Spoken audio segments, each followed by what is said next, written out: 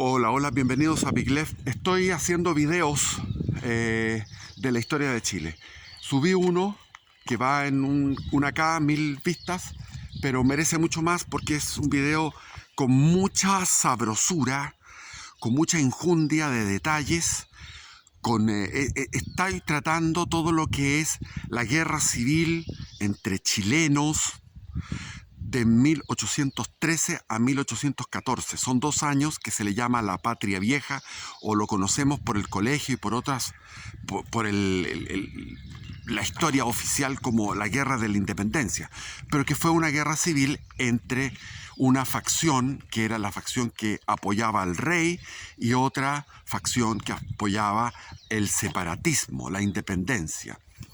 Entonces estoy haciendo ese video, lo subí, después hice otro video ayer porque era la conmemoración, era el onomástico de la batalla de Rancagua, que fue el triunfo de las armas realistas. Entonces el 2 de octubre tenía que subir otro video y hice un video de 1 hora 45. Se puede ver por trozos, porque el YouTube te permite ver en trozos el video, en trozos.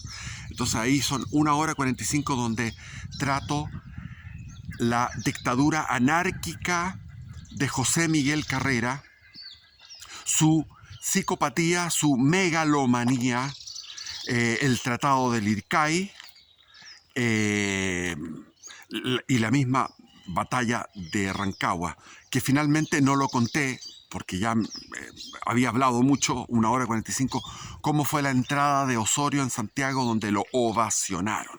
Todo el pueblo de Santiago salió a recibir al ejército realista, pero con una alegría inmensa. Eso lo tengo que subir, pero no puedo porque después dije voy a descansar. ¿Y cómo voy a descansar? Bueno, tengo Starlink ahora en el campo y puedo ver YouTube.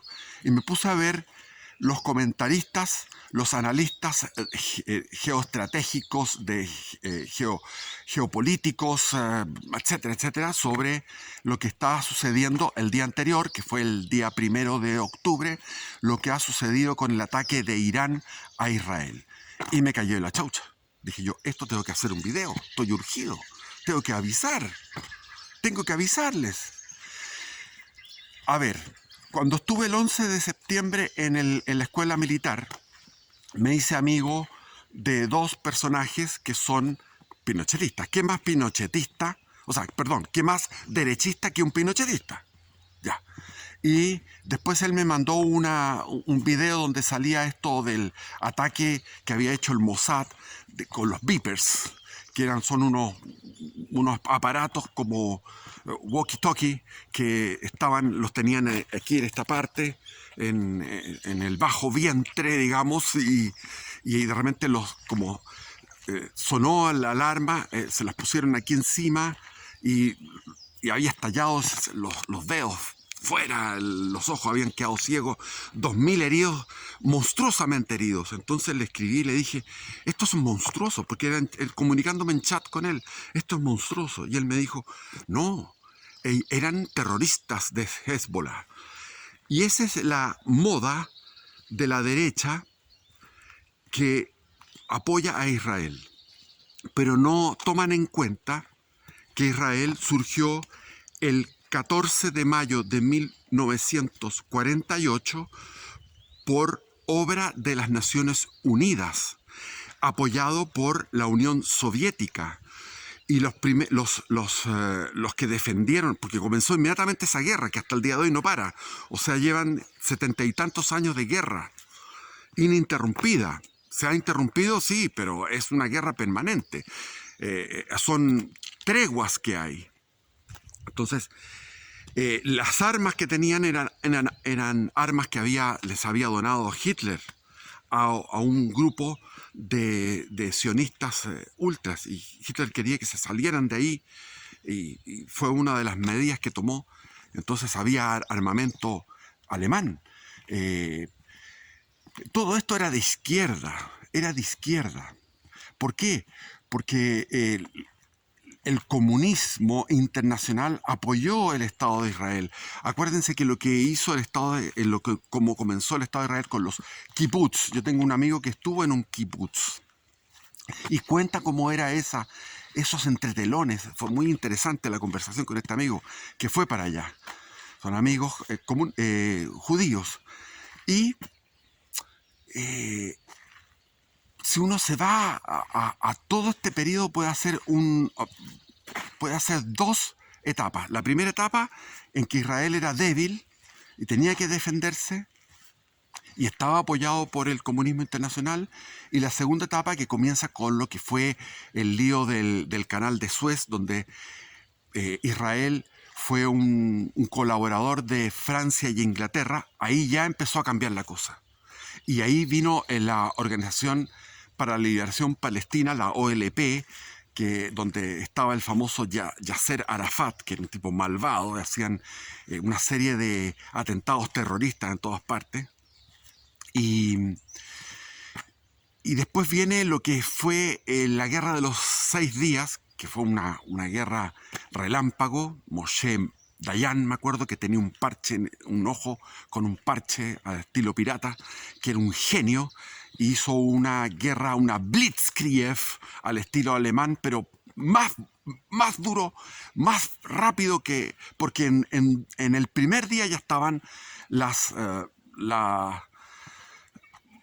aviación egipcia y siria estaban liquidados el primer día.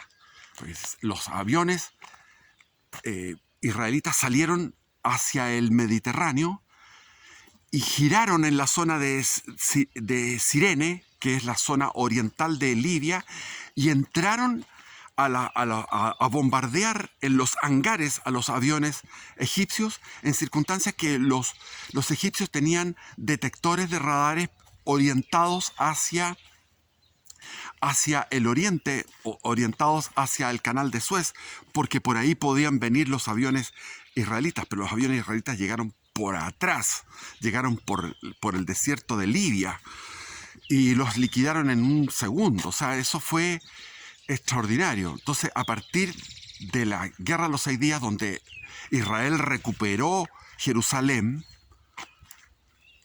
comienza a existir una división en que la derecha apoya a Israel y la izquierda apoya a los palestinos, porque los palestinos son los débiles de la película en este caso, y la izquierda se conmueve de los débiles y los apoya. Entonces, hay una misión teológica detrás de todo esto. Hay una visión de estos 25 millones de israelitas repartidos por el mundo, de los cuales hay 17 que son házaros, y ellos son los que comandan todo esto. Y lo que quieren ellos, evidentemente, es tener una gran Israel, una Israel grande, y dominar el mundo, porque esa es la promesa del Antiguo Testamento, que ellos lo interpretan mal, porque son los herederos de Abraham. Nosotros somos herederos de Abraham también. Entonces, lo interpretan de forma física, de forma política, y no es así. El reino de Dios es un reino espiritual. Entonces, yo tenía un padrastro. Mi madre se casó en segundas nupcias con un judío que era judío y masón al mismo tiempo, y se juntaban en el Hotel Marriott, lo he contado. En el Marriott se juntaban con Mario Kreuzberger a juntar plata de todos. Juntaban mucha plata y todos los años se rendía cuenta de en qué se había gastado la plata, y al mismo tiempo ellos son especie de quinta columna y son como espías que están en todos los países, gratis y con aportes. Y él tenía un montón de libros y le llegaban folletos, documentos, y ellos todos tenían un mapa que era el mapa de donde no se consideraba la Cisjordania ni a Gaza. Ni Gaza ni Cisjordania, ninguno de esos lugares eran como se había estipulado en las Naciones Unidas, que iban a ser 2 estados o 2 lugares donde jamás Israel iba a tener Jerusalén. Bueno, por el Camp Davis, en los acuerdos de Camp Davis, devolvió el Sinaí a Egipto y Egipto quedó en paz. sufrieron los rigores de lo que fue esa segunda guerra, la segunda guerra del Yom Kippur. En Chile estuvo el pronunciamiento militar el 11 de septiembre y después, en el mismo septiembre del 73, cuando fue la fiesta del Yom Kippur, donde los judíos ayunan, vino el contraataque como la revancha por la guerra de los 6 días de Siria y Egipto. Y ahí los tanques Abrams salieron, los tipos que estaban haciendo ayuno, salieron con poco petróleo, con poca munición, y a enfrentar a un número abrumadoramente superior de tanques T-34, que eran los tanques soviéticos, y vencieron de una manera milagrosa, vencieron en los altos del Golán, y vencieron en el Sinaí, nuevamente, a los egipcios. Entonces, Israel mostró pecho, mostró éxito. Pero ayer, viendo a los analistas, me di cuenta, y tengo que reproducir algunas opiniones de ellos, pero voy a meter también mi cosecha en esto. Ustedes han sabido del famoso reino de Israel, el reino cristiano de Jerusalén, el reino cristiano de Jerusalén, que fue en el 1083, 1089, por ahí, hasta el 1190. O sea, alcanzó a estar 100 años, más o menos 100 años. Pero Saladín tomó Jerusalén. Hay una película de Hollywood que es muy entretenida, que habla de esto de los cristianos, de los caballeros templarios, cuando se pusieron orgullosos y dijeron vamos a ir a destruir, a liquidar a Saladín, y fueron ellos en un día caluroso con sus armaduras tan pesadas que sirven para este clima pero no para el clima de allá, y Saladín les hizo un fuego que los abrazó de calor más encima, y los jinetes musulmanes giraban en torno al... El cruzado estaba con su armadura pesada y el jinete musulmán podía girar en torno a él y liquidarlos. Y bueno, liquidó el ejército cruzado Saladín en esa batalla. Y después tomó Jerusalén. Y el protagonista de la película va a pedir que pudieran salir la gente de Jerusalén, los cristianos que estaban en Jerusalén, después de este reinado de casi 100 años. Y le dice a Saladín, ¿por qué tanto con Jerusalén? Jerusalén no tiene importancia. No es importante. Y Saladín dice, sí, Jerusalén es todo. Jerusalén es todo. Y Jerusalén fue recuperado por Israel. Ahora estamos en el capítulo 2. Primero fueron los cruzados, las 8 cruzadas. Hubo cruzadas después. Ricardo Corazón de León de Inglaterra fue a recuperar Jerusalén y no pudo, etc. ¿Qué pasa? Que los musulmanes son invencibles. ¿Quién es el único que los ha vencido? España. España es la única nación, es la nación española, incluyo portugueses, castellanos, aragoneses, gallegos, asturianos, de La Rioja, catalanes. Esa nación múltiple pudo ir venciendo durante 7 siglos. Comenzó con la batalla de Covadonga y terminó en 1492, el mismo año que se descubre América.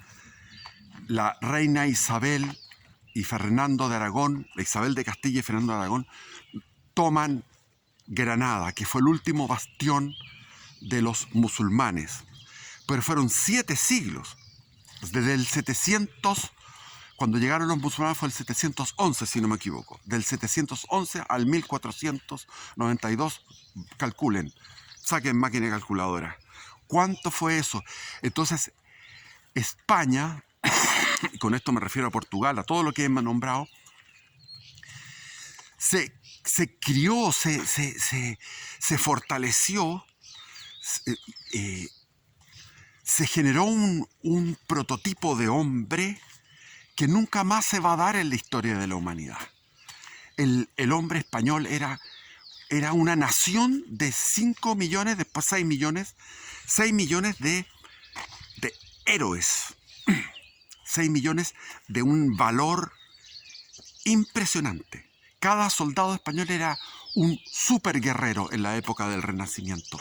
Con 5.000 guerreros conquistan desde California hasta la Patagonia, hasta Chiloé. De Chiloé hasta California lo hicieron con 5.000 guerreros. Todo este inmenso territorio que es 40 veces el territorio de la península española.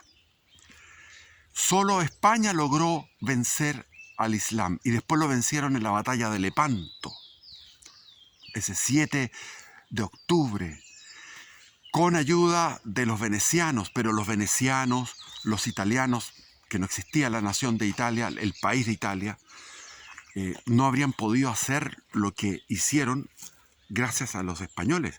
Los españoles pudieron derrotar a fuerzas numerosas en la lucha de las guerras religiosas. Pudieron derrotar en muchos lugares al protestantismo y frenar la expansión de esta revolución satánica,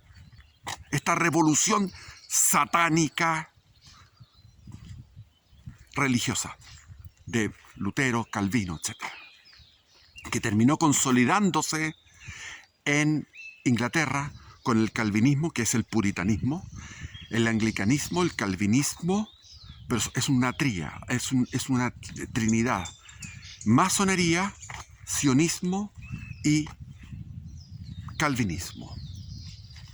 Esa es la esencia de la pérfida Albión de Inglaterra. Pero la misma Inglaterra prohibía que los judíos, después de la guerra mundial, que yo no sé cómo hicieron tan mal trabajo los nazis, porque quedaron judíos, incluso en Alemania, que se embarcaban, judíos de Europa que sobrevivieron a la Segunda Guerra Mundial, se embarcaban e iban a la tierra prometida, a Israel. Y la flota inglesa les prohibía entrar. Por lo tanto, los judíos eran víctimas y todos llorábamos y decíamos, pobrecitos. Occidente decía, pobrecitos. Pero ahora están ahí y están solos, porque su retaguardia estratégica es la OTAN, es la Unión Europea, que está detrás de un océano, de un mar, que es el mar Mediterráneo, y Estados Unidos está más allá del océano Atlántico. En cambio, los Hezbollah tienen un espíritu de guerra islámico, que les gusta el martirologio, les gusta ser mártires, y pueden renovarse. Ellos, ¿qué sacan con disparar unos misiles a unos edificios donde hay 600 personas viviendo, y son unos misiles que pueden penetrar en la tierra a los búnkeres 30 metros, una tecnología de punta, y pueden liquidar a un montón de gente civil que están ahí viviendo, para eliminar a los cabecillas de la organización Hezbollah? ¿Para qué? Si al final va a surgir otro cabecilla y otro cabecilla. O sea, detrás de un cabecilla de Hezbollah hay 100 candidatos para ser cabecillas de Hezbollah. Y detrás de un soldado de Hezbollah hay 1000 que van a ser, que quieren entregar su vida. Y es el joven que vive en la Franja de Gaza, el joven que vive en los barrios del sur del Líbano, que son barrios chiitas, pobres. Ellos lo que quieren es vencer. Igual que el Salahadín, igual que los musulmanes de comienzos del milenio, cuando fueron las cruzadas. Entonces, la profundidad estratégica de la retaguardia que tiene Hezbollah es Siria primero. Siria, aliado de Rusia. Entonces tiene Irán, Rusia, China, Corea del Norte. O sea, ellos tienen una profundidad estratégica de retaguardia geopolítica hasta Corea del Norte, con potencias tremendas. Imagínense que el día primero fue el ataque con, con estos hipersónicos, o sea, hay una transferencia de tecnología rusa a Irán, a no ser que estén tirando los mismos cohetes que son rusos. Hay cohetes hipersónicos, es una tecnología que no domina Occidente. Y Occidente tiene esta famosa cúpula de hierro, pero la cúpula de hierro fue violada. Pudieron pasar porque la velocidad de estos misiles, que no son misiles, son hipersónicos, ya no son misiles, pudieron generar mucho daño. Incluso era un ataque dirigido a objetivos militares, a bases. Y ojo, que llegaron los misiles a una base que está al lado de donde están los reactores nucleares y donde tienen almacenadas las bombas nucleares. Israel. Israel es una franja delgada, más delgada que Chile. Es una cosa pequeña, que está ahí enclavada y que va a pasar lo mismo que con Argelia. Yo me acuerdo cuando estudié todo el tema de Argelia en aquellos tiempos de la conferencia de Bandung, donde estaban todos diciendo la paz y la descolonización, estaba la moda de que África y la India la India ya estaba independiente, y había los franceses llevaban 130 años en Argelia y había una colonia francesa en Argel, en todas las costas, de cientos de miles de franceses que aportaban a la economía, aportaban al desarrollo de Argelia, pero vino todo lo que fue la acción terrorista del Grupo de Liberación Argelino, que no les importaba hacer cualquier cosa y masacraban a civiles franceses. Y esto fue un problema de tiempo, de desgaste. Estaba Charles de Gaulle. Charles de Gaulle no quería sufrir esta derrota, pero sufrió la derrota. El general de la Segunda Guerra Mundial, este gran estadista que logró vencer después rápidamente a la insurrección de mayo del 68, pero él con el tema de Argelia no pudo hacer. ¿Por qué? Porque los franceses que vivían ahí en Argelia hicieron sus maletas y se fueron, porque el occidental está débil. Porque el occidental está débil. Entonces uno por corazoncito se identifica con el occidente. Y Israel es occidente. Pero occidente está... Aquí no hay buenos ni malos. Yo no estoy apoyando a esta alianza de Rusia, China, Irán. No estoy apoyando esta alianza. No estoy a favor de Putin, pero tampoco puedo estar a favor de Occidente. Y llegaron el día anterior el vicepresidente ruso a hablar con el presidente de Irán, en Teherán, porque están planificando una nueva OPEP, porque ellos tienen el 70% de la producción de gas. Y están planificando también, en la reunión de Kazán, en Rusia, se va a reunir los BRICS. Y los BRICS quieren llevar una nueva moneda, una moneda digital que esté respaldada en oro. ¿Y quién tiene más oro? Los chinos tienen el oro. Los soviéticos, iba a decir, los soviéticos. Es que claro, la Unión Soviética cuando fue la guerra civil española, los traidores a la patria española, que eran los socialistas españoles, mandaron todo este oro a Stalin. Le enviaron un montón de oro que era oro español de tiempos inmemoriales. Lingotes de oro, los saquearon. Y después cuando las tropas estalinistas tomaron todos los países del este, es decir, Alemania del Este, Polonia, Checoslovaquia, Hungría, Rumanía, Bulgaria, etc. ¿Qué es lo que hicieron? Se llevaron el oro. Entonces el oro viene de los tiempos soviéticos, están ahí. Y ahora Putin se carga el oro en Venezuela. Maduro le paga con oro y diamantes. Y los aviones van cargados de oro a Rusia. Entonces viene una nueva moneda basada en el oro, porque Estados Unidos dejó de estar basada en oro. El dólar dejó de estar basado en oro en los tiempos, el año 73 también.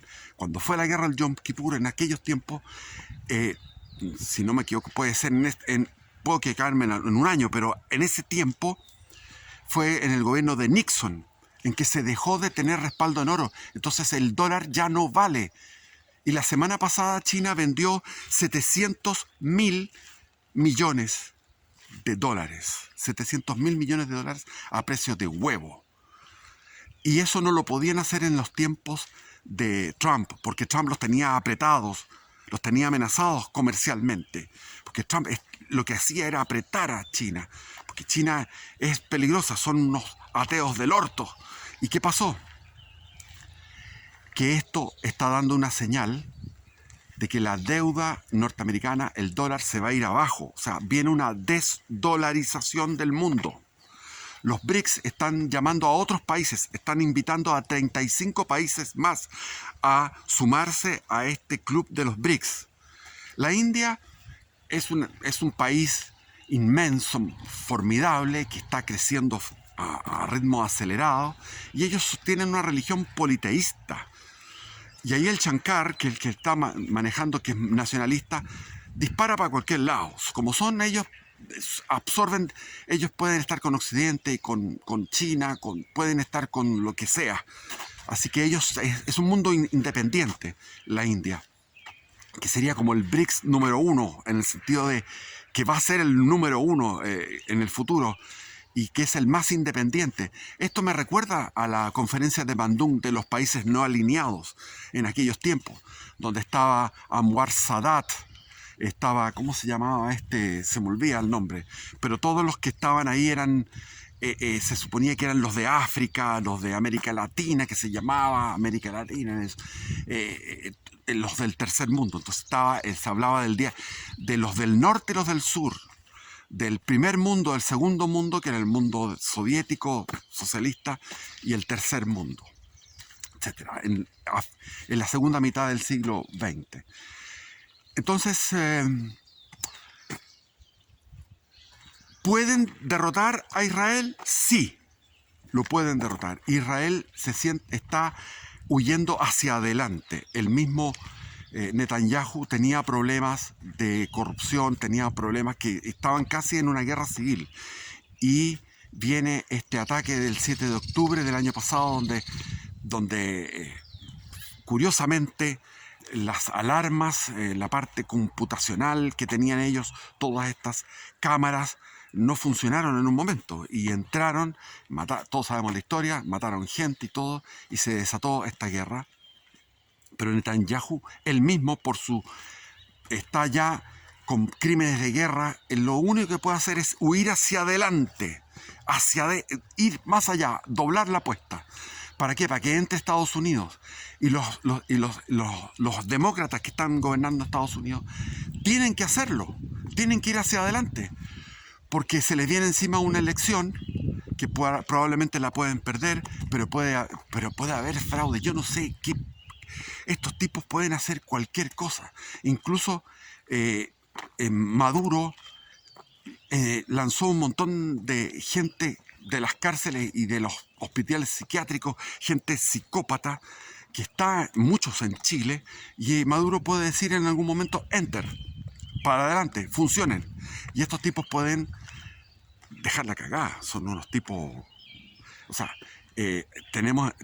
nosotros estamos claros que ese 18 de octubre del año 19 fue algo totalmente planificado. Y después el ministro de Defensa de Piñera, Espina, decía: no hemos encontrado nada, no encontramos a ningún culpable. Durante años se ha estudiado esto y no se encuentran culpables. Tan bien hecho fue eso. El hecho de que no se encuentren culpables no significa que no haya sido planificado. Fue un éxito rotundo. Y eso pueden volver a apretar el enter en algún momento, porque son ejércitos que están metidos en Chile.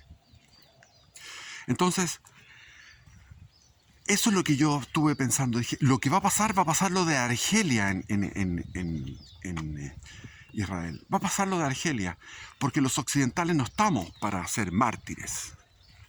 Entonces, van a ir el joven israelita que va a un concierto electrónico y se fuma un hachís, y ese no está para ser mártires. Estamos debilitados internamente. Occidente está...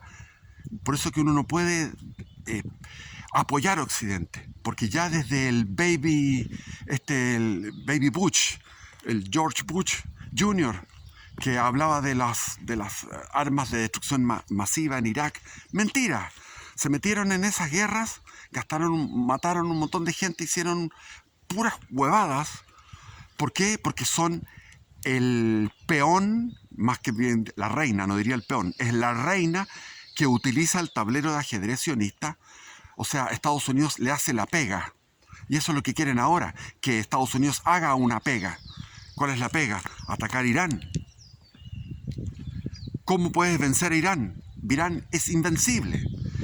En la guerra de Saddam Hussein, con armamento y apoyado por Estados Unidos, por el Occidente, Saddam Hussein en el año 1980 tuvo una guerra larga con Irán y no podía porque están los Montes Sagros, porque Irán es un mundo, es un tremendo país. Claro, tiene distintas etnias, pero están unidos todos por esta religión, por esta la facción chiita. O sea, hay que meterse en todo eso, que eso, el chiismo es una cosa muy fuerte. Yo recuerdo cuando fue la revolución del año 79, la revolución del Ayatollah Khomeini, cuando votaron al Shah Reza Pahlavi. Nosotros lo mirábamos con microscopio, con telescopio, cómo era esa insurrección de masas formidable. Y era un ejemplo para nosotros para poder hacer una revolución en Chile. Era una guía la revolución iraní, cuando estaba Jimmy Carter, y ahí vino el tema de la toma de la embajada en Teherán, una humillación a los Estados Unidos, los Marines no pudieron. O sea, estos tipos son invencibles y tienen atrás a unas potencias tan grandes como China y Rusia. Ya, se me va el tiempo. Eso quería decirles, que prepararse porque viene una grande. Hay que prepararse. Orar y estar con el alma que nos pille confesado el Señor. Literalmente, que el Señor nos pille confesados. Bueno, ese era el video que quería hacer, ya se me va el tiempo y ahí Occidente está podrido, ya no puede estar más mal. Y las profecías se van a cumplir, Viene el castigo. Francia, el Islam va a tomar Francia, eso está clarísimo, y está en las profecías.